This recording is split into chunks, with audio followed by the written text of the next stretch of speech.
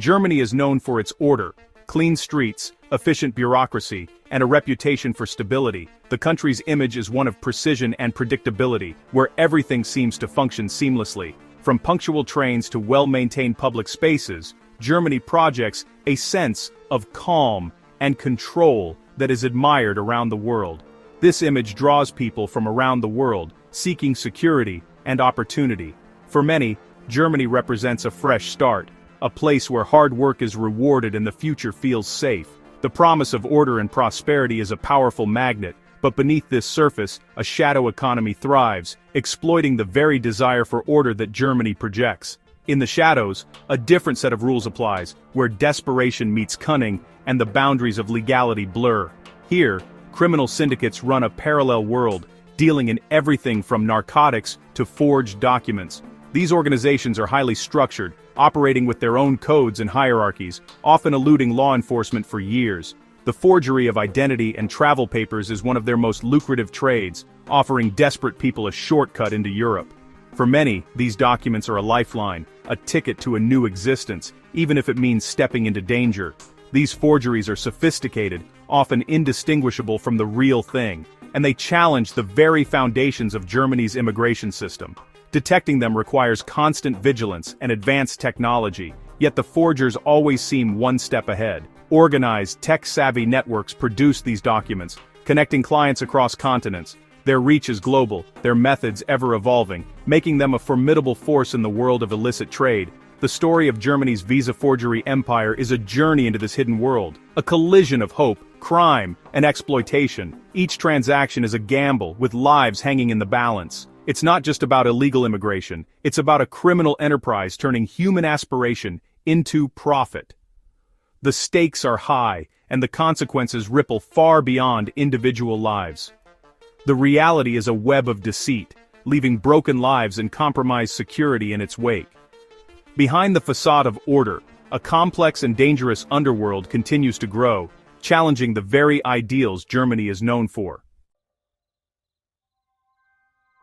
The first clue emerged not in Germany, but in the heart of Poland's bustling capital. It was at the German embassy in Warsaw where a subtle pattern began to take shape, almost hidden in plain sight. Consular staff noticed a sudden surge of visa applications from South Asia and the Middle East, all featuring suspiciously fresh Polish residency permits that seemed too new, too perfect. The stories told by applicants sounded rehearsed, almost as if they were reading from the same script.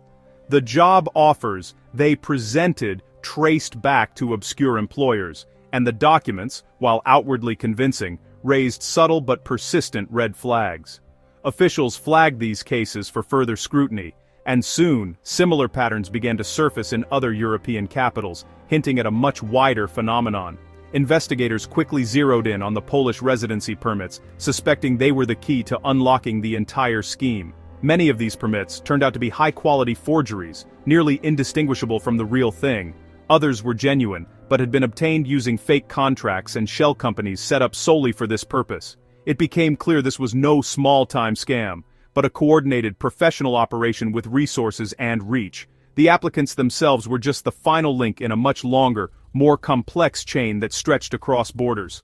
German and Polish police began to unravel the network, piecing together evidence and realizing its reach extended far beyond Poland, touching multiple countries. The breakthrough revealed a large-scale, transnational forgery ring, operating with alarming sophistication and coordination.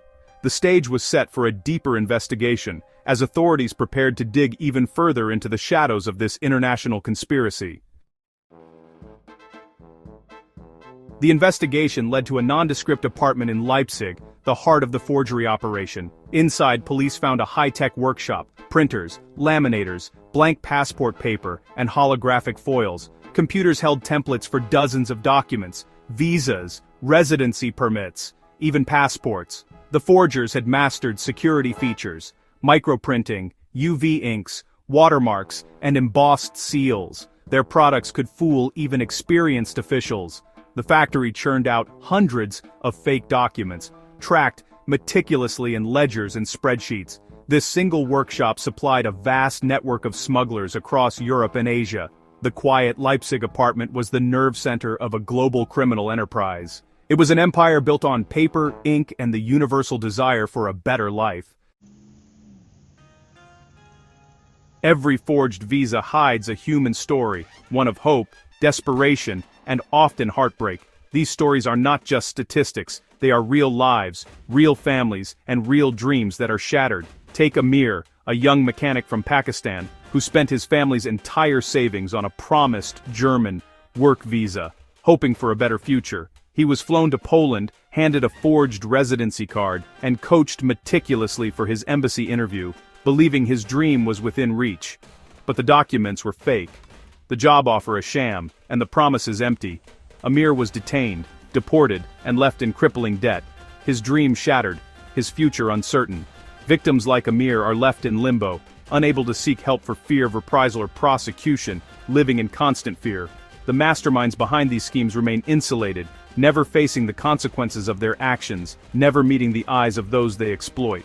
The true product of the forgery empire is not just fake documents, but ruined lives and broken families. Victims are trapped by shame and fear, silenced by their own complicity and the stigma of their situation. Their stories reveal the cruel power of false hope and the predatory nature of these networks, shedding light on a hidden crisis that demands our attention. After months of surveillance, German authorities launched Operation Iron Path. At dawn, police raided over 24 locations, targeting ringleaders and the Leipzig factory. In Leipzig, officers found printers still warm and half-finished documents on the tables. In Berlin, a suspected mastermind, a Syrian national living under a false identity, was arrested in his luxury apartment.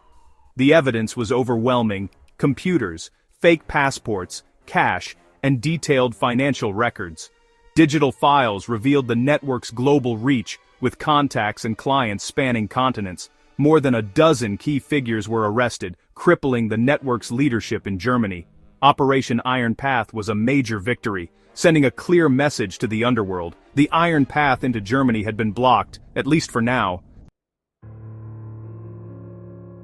The leaders behind the forgery empire were not ordinary criminals.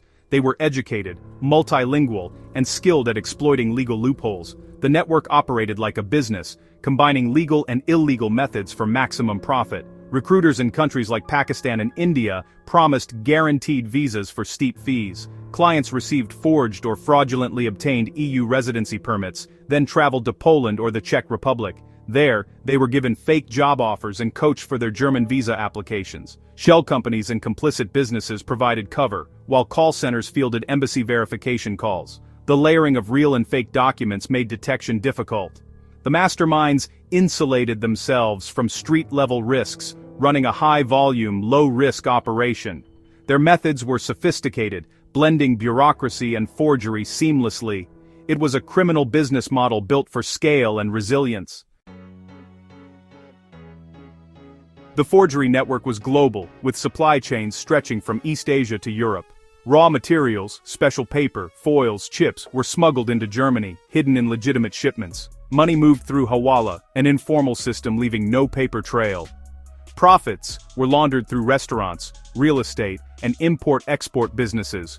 Recruiters, smugglers, and corrupt officials formed a resilient, international supply chain. If one link was broken, another quickly replaced it.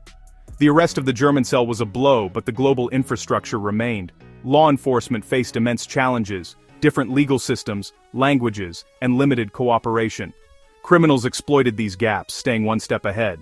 The web of deceit was global, but the fight against it remained fragmented.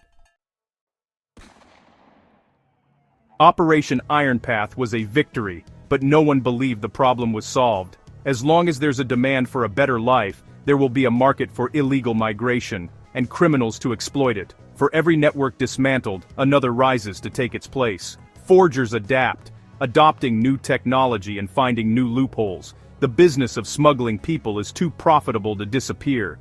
The fight is a global cat-and-mouse game, requiring more than just police raids. Real solutions demand international cooperation, anti-corruption efforts, and addressing the root causes of migration. Shadow economies thrive in the gaps between order and chaos. Operation Iron Path was just one chapter in an ongoing struggle. The challenge is to disrupt the criminals, protect the vulnerable, and uphold the integrity of the system.